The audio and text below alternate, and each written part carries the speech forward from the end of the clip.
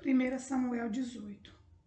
Saul e Davi terminaram a sua conversa. Jonatas, filho de Saul, começou a sentir uma profunda amizade por Davi e veio amá-lo como a si mesmo. Daquele dia em diante, Saul levou Davi para sua casa e não deixou que voltasse para a casa de seu pai. Jonatas e Davi fizeram um juramento de amizade, pois Jonatas tinha grande amor por Davi.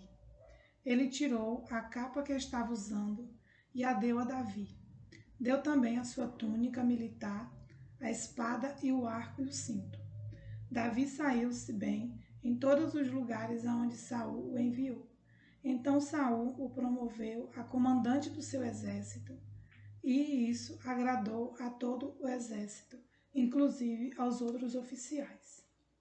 Quando os soldados estavam voltando para casa depois de Davi ter matado Golias, as mulheres de todas as cidades de Israel saíram para encontrar o rei Saul. Elas cantavam canções alegres, dançavam e tocavam pandeiro e lira. Alegravam-se e cantavam assim: Saul matou 1000, Davi matou 10.000. E Saul não gostou disso, ficou muito zangado e disse: Para mim, as mulheres deram 1000, mas para Davi deram 10.000. A única coisa que está faltando agora é ele ser rei. E desse dia em diante, Saul começou a ter ciúme de Davi e a desconfiar dele. No dia seguinte, um espírito mau, mandado por Deus, dominou Saul, e ele começou a agir como louco dentro de casa. Davi estava tocando lira, como fazia todos os dias, e Saul estava segurando uma lança. Então Saul pensou assim: vou espetar Davi na parede. E atirou a lança contra ele 2 vezes, porém nas 2 vezes Davi se desviou. O Senhor estava com Davi e havia abandonado Saul. Por isso Saul tinha medo de Davi. Então Saul o afastou de si, pondo como oficial comandante de 1000 homens. Davi comandava os seus soldados na batalha. E tudo o que fazia dava certo, pois o Senhor estava com ele.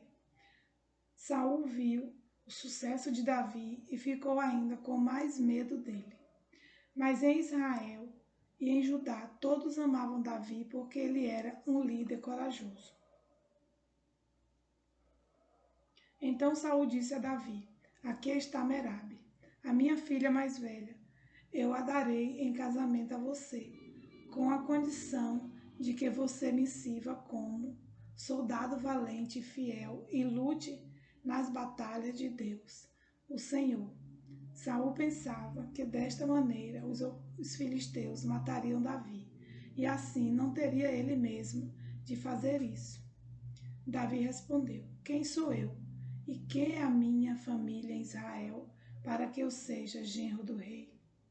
Mas, quando chegou a época de Merabe ser dada em casamento a Davi, ela foi dada a um homem chamado Adriel, da cidade de Meolá. Porém, Mical, a outra filha de Saul, apaixonou-se por Davi, e quando Saul soube disso, ficou contente. Ele pensou: vou dar Mical em casamento a Davi, e ela servirá como uma armadilha para que ele seja morto pelos filisteus. Então, pela 2ª vez, Saul disse a Davi: Você será meu genro.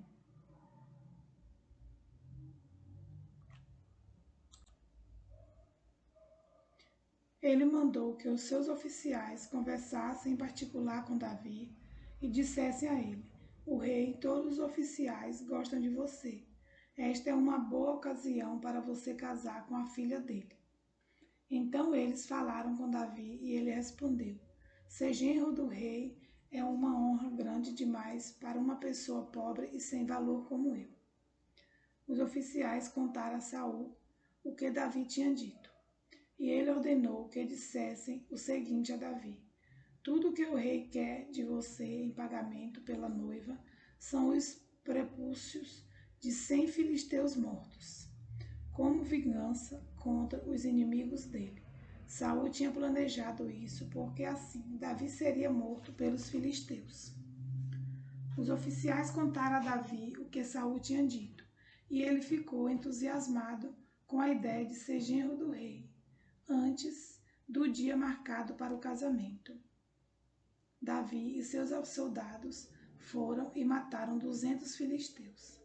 Aí Davi levou ao rei os prepúcios dos filisteus mortos e os contou na presença dele, para que assim se tornasse seu genro. Então Saul deu a sua filha Mical em casamento a Davi. Saul viu e reconheceu que o Senhor estava com Davi e que a sua filha Mical o amava. Por isso ficou com mais medo ainda de Davi e pelo resto da sua vida foi seu inimigo. Todas as vezes que os exércitos filisteus saíram para lutar, Davi conseguia mais vitórias do que todos os outros oficiais de Saul, e assim ficou muito famoso.